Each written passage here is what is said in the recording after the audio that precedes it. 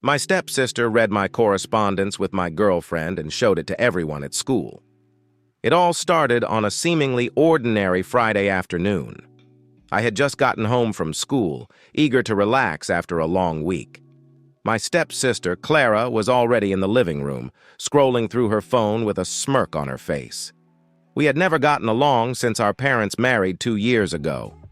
Clara had a knack for finding ways to make my life miserable, and I had learned to be cautious around her. As I made my way to my room, I couldn't shake the feeling that something was off. Clara's smirk was a little too smug, even for her. But I brushed it off, chalking it up to paranoia. After all, she had pulled plenty of pranks and stunts before, and I had managed to survive them all. I closed the door to my room and tossed my backpack onto my bed. I sat down at my desk and opened my laptop, ready to catch up on some messages. My girlfriend Lily and I had been together for about 6 months, and our relationship was still new and exciting. We often texted each other throughout the day, sharing jokes, thoughts, and plans for the future.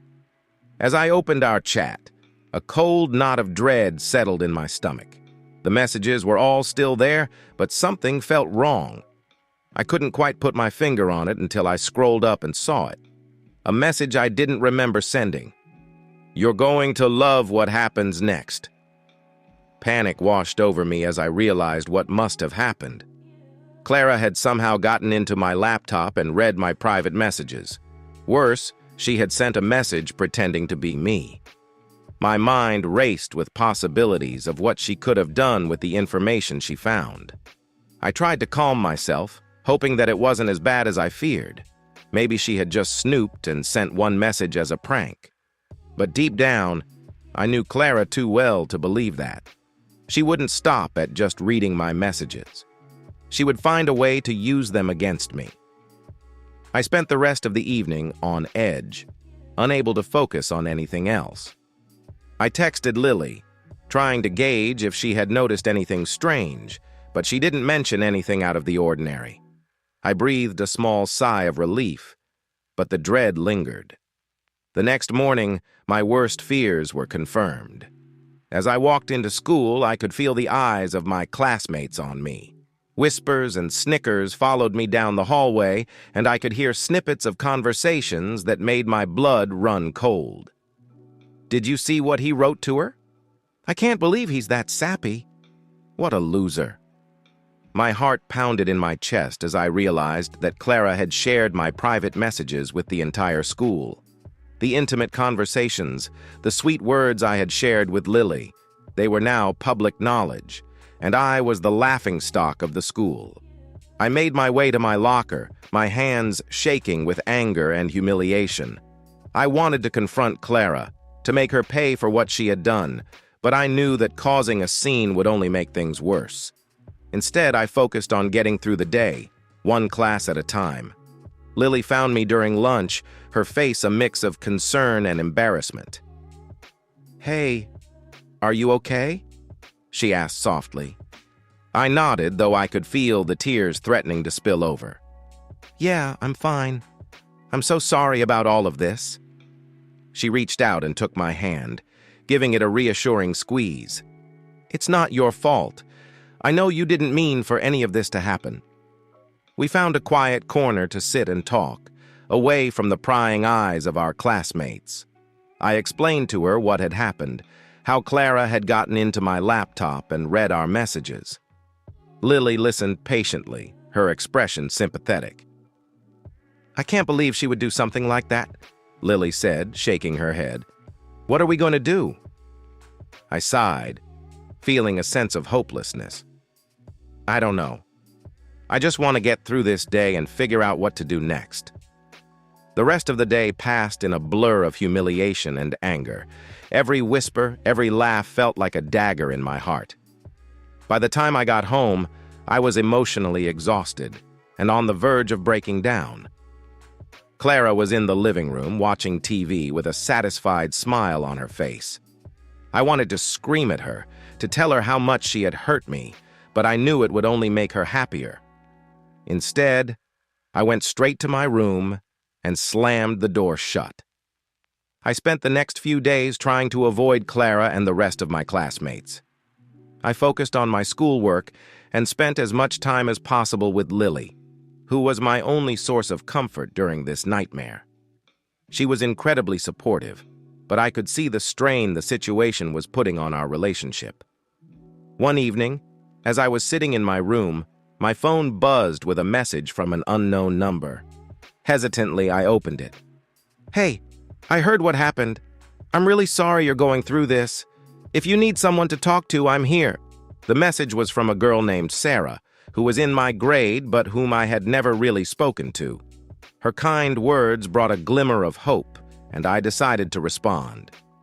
"Thanks, Sarah. I really appreciate it. It's been really tough."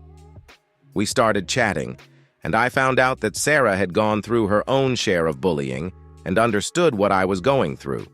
She became a source of comfort and support, someone I could confide in without fear of judgment. With Sarah's encouragement, I began to find the strength to stand up for myself. I reported Clara's actions to the school administration, providing them with evidence of the messages and the harassment. To my relief, they took my complaint seriously and launched an investigation. Clara was called into the principal's office, and for the first time, she faced consequences for her actions. She was given a suspension and ordered to apologize to me. While it didn't erase the damage she had done, it was a small victory, and it gave me a sense of justice. At home, things remained tense. Mom was still struggling to accept the truth about Clara, but I continued to stand my ground.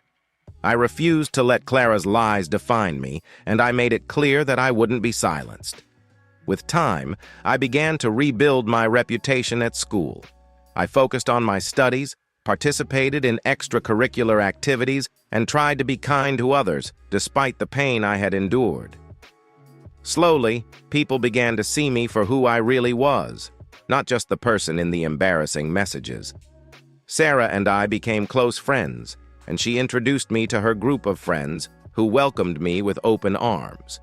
For the first time in a long while, I felt a sense of belonging and acceptance. One evening, as I was sitting on the porch, Sarah joined me, her expression thoughtful. "You know, you're one of the strongest people I know. What Clara did to you was horrible, but you didn't let it break you. You stood up for yourself, and that's something to be proud of." I smiled, feeling a warmth in my heart. "Thanks, Sarah. I couldn't have done it without you." As the weeks turned into months, I continued to heal and grow. The pain of Clara's betrayal still lingered, but it no longer controlled me. I had found my own strength and resilience, and I was determined to move forward with my life. Eventually, Clara's father, Robert, found out about what she had done. He was furious and demanded that she apologize to me. Clara's apology was half-hearted, but it didn't matter. What mattered was that I had taken a stand and reclaimed my dignity. Life wasn't perfect, but it was better. I had learned valuable lessons about trust, resilience, and the importance of standing up for myself. The journey had been painful, but it had also made me stronger. As I looked out at the horizon, I felt a sense of calm.